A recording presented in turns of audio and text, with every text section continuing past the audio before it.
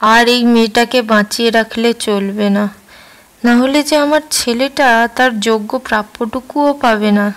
ভেবেছিলাম ছেলেটা হয়ে গেলে তার বাপটা বোধহয় ছেলের মুখ দেখে সব সম্পত্তিটা তার ছেলেকেই দেবে, কিন্তু কোথায় আর কি, সেই যত দরদ তার পুরনো বউয়ের মেয়েটার দিকেই।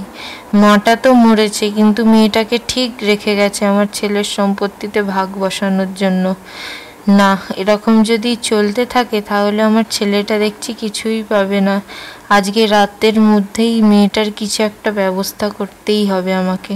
দেখি ভাইকে ফোন করে যদি ও কিছু একটা বুদ্ধি দিতে পারে। হ্যালো দিদি, হ্যাঁ রে, কেমন আছিস বল?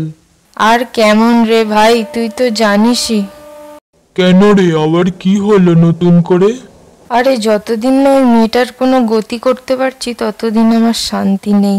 ততদিনই মনে হচ্ছে যেন আমার ছেলেটা আর তার ভবিষ্যৎ নিয়ে নিশ্চিত নয়। আরে তুই বলেছিলি না কথার ছলে কখনো তোর জামাইবাবুকে একটু বুঝিয়ে বলতে আর সম্পত্তিটার ব্যাপারে ছেলেটার নামে সব কিছু করে নিতে, সেটার ব্যাপারেই তো বলছি। হ্যাঁ, সে তো বলেছিলাম। তুই বলেছিলি কথা জামাইবাবুর সাথে? হ্যাঁ রে, ওটা বলতে গিয়েই তো আমার মাথাটা এরকম গরম হয়ে গেল। যখন বললাম তোর জামাইবাবুকে। কি গো, শোনো না কি বলছি। হ্যাঁ হ্যাঁ, কি বলছো বলো না। বলছি যে তোমার ছেলেটা তো দেখতে দেখতে 5 বছরের হয়ে গেল। আর তাহলে বলছি এখনকার দিনকাল তো জানোই, কখন কি হয়ে যায় কিছু বলা যায় না। তাহলে আগে ভাগে ওই সম্পত্তি টম্পত্তি যা যা আছে সব তোমার ছেলেটার নামে করে দাও না, তাহলে আর পরে কোনো ঝামেলা পোহাতে হবে না। আর ছেলেটার ভবিষ্যৎটাও ঠিক হয়ে থাকবে। সেইটা নিয়ে কিছু ভেবেছো? তাহলে তাড়াতাড়ি করে করো না। না না, তুমি এইসব কি বলছো? তোমার মাথায় কিছু খেয়াল আছে? ওর বয়স এই সবে মাত্র 5, আর এখনো সম্পত্তি টম্পত্তি বিষয়ে কি বুঝবে? আর এখনো সইও করতে পারবে না কি, যদিও বা ওকে দিই।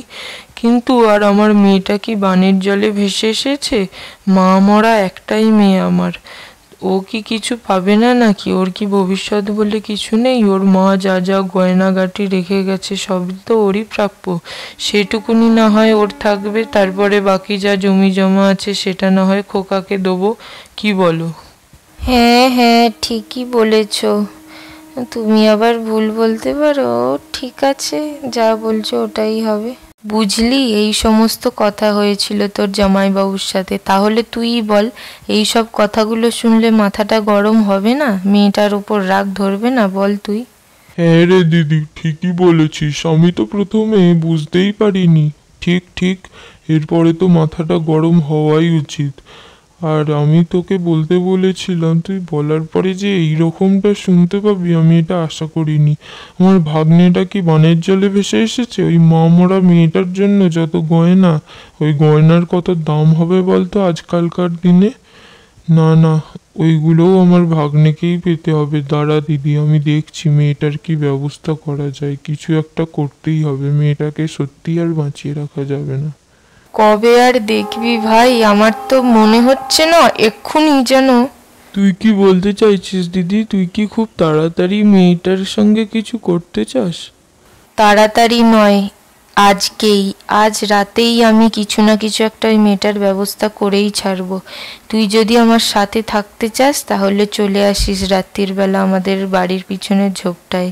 আর না হলে আমি একাই ঠিক ব্যবস্থা করে নেব। তার মানে দিদি তুই মেয়েটাকে একেবারে? হ্যাঁ হ্যাঁ হ্যাঁ, আমি একেবারেই ওকে শেষ করে দিতে চাই। তুই যেটা ভাবছিস একদম ঠিক। যদি তুই আমার সাথ দিতে চাস তাহলে চলে আসিস। আমি এখন ফোনটা রাখছি তাহলে। ঠিক আছে দিদি, আমি ঠিক সময় পৌঁছে যাব। তুই আমার জন্য অপেক্ষা করিস।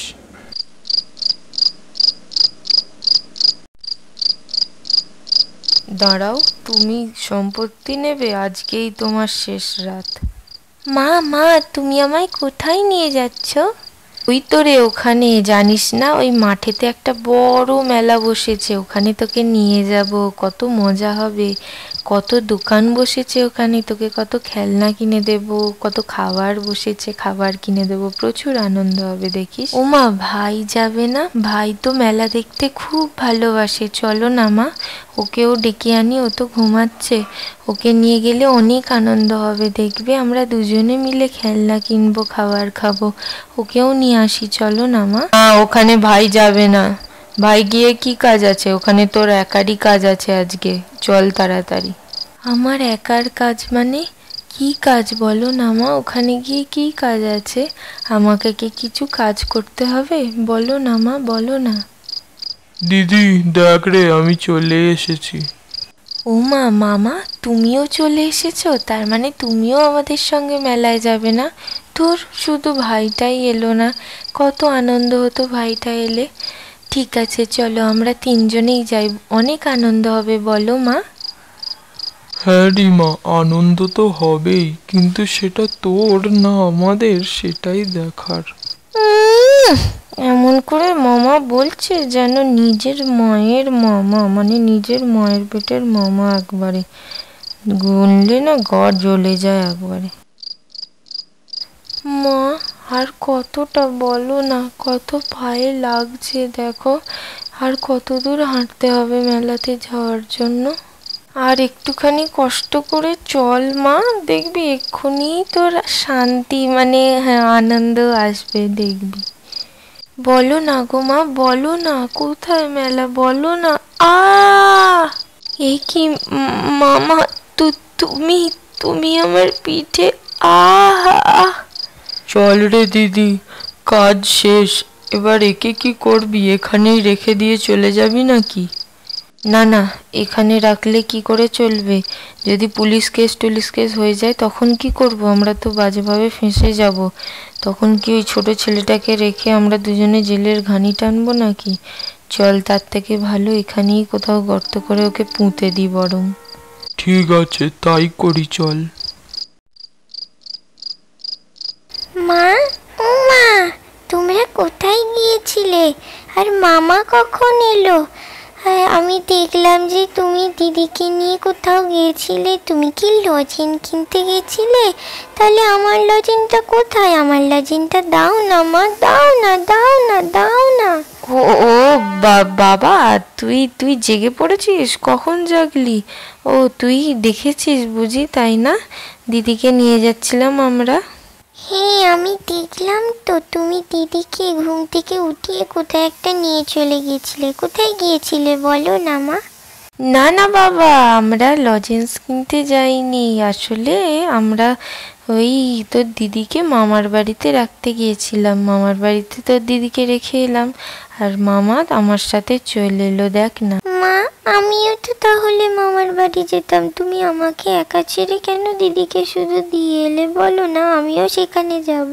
চুপ কর, ওই মামার বাড়িতে সবাইকে যেতে নেই। তুই ওখানে কখনো যাবি না, ঠিক আছে? আর শোন, তুই কিন্তু বাবাকে এই কথাটা বলবি না, হ্যাঁ? আমরা একটা লুকোচুরি খেলছি, তোর দিদিকে দিয়ে এসেছি, ওখানে থাকবে কিছুদিন। এখন তুই যদি না বলিস সেই কথাটা, তাহলে তোকে আমি চকলেট কিনে দেব, আর মেলা থেকে জিলিপি আর বাদাম ভাজা খাওয়াবো, ঠিক আছে? ঠিক আছে মা, আমি বাবাকে বলবো না। লুকোচুরি খেলা হচ্ছে, কি মজা, কি মজা, আমি লজেন্স খাবো।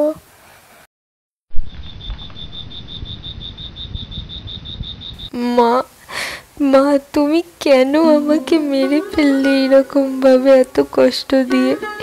আমি শুধুমাত্র কিছু সম্পত্তির জন্য আমাকে এরকম ভাবে এত কষ্ট দিয়ে খুন করলে মা? আমি তো তোমাকে কত ভালোবাসতাম, আমার কি বাঁচার কোনো অধিকার ছিল না বলো না মা? আমি তো হাসি মুখে ভাইকে সবটা দিয়ে দিতাম, আমি তো কিছু নিতাম না। তুমি তাও বুঝতে পারলে না আমার ভালোবাসাটা ভাইয়ের প্রতি কতটা? ঠিক আছে, তুমি যদি তাই চাও তাহলে আমি এরকম ভাবেই থাকবো। কিন্তু এখন আমি কোথায় থাকবো, কোথায় যাব এখন আমি? ঠিক আছে, ওই তো ওখানে একটা গাছ দেখা যাচ্ছে, আমি তাহলে আজ থেকে ওইখানেই থাকবো। যাই, ওখানেই গিয়ে বসি।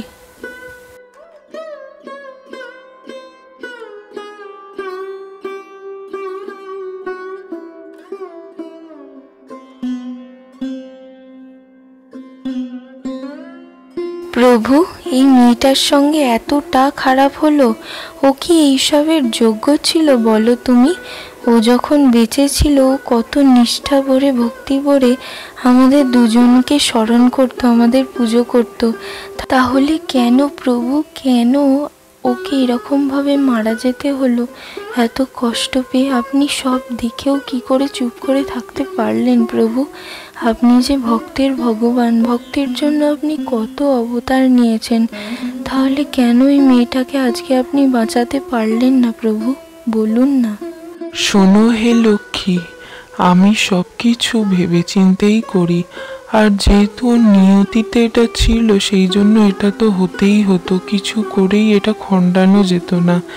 তাই ওর যেটা নিয়তিতে ছিল সেটাই হয়েছে। কিন্তু ও যেহেতু আমার শুদ্ধ ভক্ত ছিল, তাই আমি ওকে একটা সুযোগ দেবো। ও যদি এই রকম অবস্থাতেই আত্মা হয়ে যদি কখনো কারোর সাহায্য করতে পারে কোনোভাবে, তাহলে তখনই সেই মুহূর্তেই আমি ওকে আবার মানুষের রূপে ফিরিয়ে দেবো।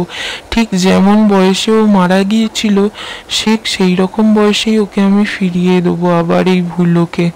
আর এই দিনটা আমি জানি খুব তাড়াতাড়ি আসতে চলেছে, তুমি শুধু দেখো। তাই যেন হয় প্রভু, তোমার জয় হোক প্রভু, তোমার জয় হোক। আমি তো জানতাম। একদিন এক নারকেল গাছে উঠতে গিয়ে একটা ছোট্ট বাচ্চা সেই নারকেল গাছ থেকে পড়ে যাচ্ছিল। ঠিক তখনই রিমি তাকে ধরে নেয় এবং আস্তে মাটিতে রেখে দেয় এবং বাচ্চাটির কোনো ক্ষতি হয় না। ঠিক সেই সময়ই ভগবান এবং ভগবতীকে আকাশে দেখা যায়, কারণ রিমির যে একটা পুণ্য হয়ে গিয়েছিল। তাই তারা দুজনে আশীর্বাদ করে রিমিকে আবার মনুষ্যলোকে ফিরিয়ে দেয় এবং রিমি তাদেরকে অভিবাদন জানিয়ে নমস্কার করে তার ঘরের দিকে রওনা হয়। কি হলো, কি হলো আমার সেই ছোট্ট মেয়েটার? কোথায় গেল, কোথায় চলে গেল? ওকে কি কেউ অপহরণ করলো নাকি ওর কোনো ক্ষতি হয়ে গেল? হে ভগবান, তুমি আমার মেয়েটাকে ফিরিয়ে দাও। ভগবান, আমার কোলে ফিরিয়ে দাও। মা মারা এই ছোট্ট একটা মেয়ে আমার কোথায় চলে গেল? ও তো কারোর কোনোদিনও ক্ষতি করেনি, আমিও কখনো কারোর কোনোদিনও সজ্ঞানে ক্ষতি করিনি। তাহলে কেন আমার মেয়েটা এরকম ভাবে হারিয়ে গেল? ভগবান, তুমি ওকে ফিরিয়ে দাও। ভগবান, ওর কি ক্ষতি হয়ে গেল? ভগবান, তুমি বলে দাও, ওকে ফিরিয়ে দাও। জামাইবাবু, এরকম ভাবে কাঁদবেন না। আপনাকে কাঁদতে দেখলে আমারও তো কান্না পাচ্ছে। দেখুন, হয়তো কোনো ছেলে টেলের সঙ্গে পালিয়ে গেছে নাকি। না না, তুমি এইসব কথা একদম বলবে না। আমার ছোট্ট ফুলের মতো মেয়েটা কখনো এইসব করতে পারে না। আর তুমি তার ব্যাপারে এইসব নোংরা নোংরা কথা বলছো। সে চিরকাল ভগবানের পুজো করে এসছে, সে এইসব নোংরামি করতে পারে না। তুমি চুপ করো, এক্ষুনি এই ঘর থেকে বেরিয়ে যাও। না না জামাইবাবু, আমি আসলে ভুল করে। বাবা, ও বাবা, বাইরে বেরিয়ে এসো না, দেখো আমি এসেছি বাবা। কে কে? আমার রিমিমা, আমার রিমিমা ফিরে এসেছে। দাঁড়া মা, আমি আসছি মা তোর কাছে, দাঁড়া। ওমা, ওমা গো, এ যে ভূত গো, ভূত ভূত ভূত ভূত! তুই কি করে ফিরে এলি? তুই তো হ্যাঁ মা, কি বলছিলে বলো? আমি তো মরে গিয়েছিলাম, তাই না? এটাই তো বলতে চাইছিলে তুমি।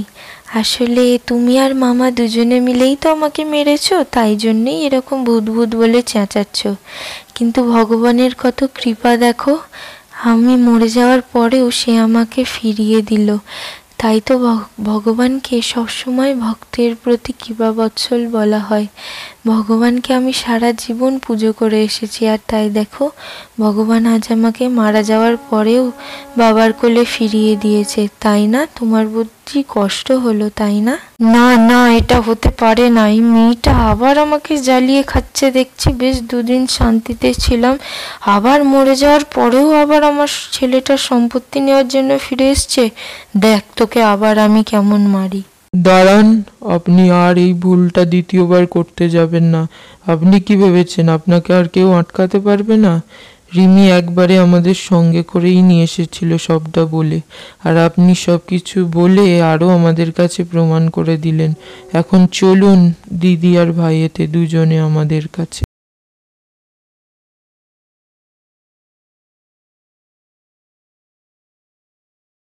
দিদি তুই কোথায় চলে গিয়েছিলি? তুই কি সত্যিকারের মরে গিয়েছিলি? সবাই যে বলল তুই নাকি মরে গেছিস, আর কখনো ফিরে আসবি না। না রে ভাই, আমি তোকে ছেড়ে কোথাও যাইনি। আমি তো তোকে খুব ভালোবাসি, আর তুইও আমাকে খুব ভালোবাসিস। সেই জন্য আমি চলে গিয়েও চলে যেতে পারিনি। দেখ, ভগবান আবার তোর কাছে আমাকে ফিরিয়ে দিয়েছে। মারে, তোর জীবনে এত কিছু ঘটে গেছে, আমি কিছু জানতে অবধিও পারিনি। তুই তোর হতভাগ্য বাবাটাকে ক্ষমা করে দিস। তুই এতটা কষ্ট পেয়েছিস, তাও আমি কিছু করতে পারিনি, তোকে একটু সামলে রক্ষা করেও রাখতে পারিনি। তুই তোর এই বাবাটাকে ক্ষমা করে দিস মা, ক্ষমা করে দিস। না বাবা, তুমি কিছু চিন্তা করো না।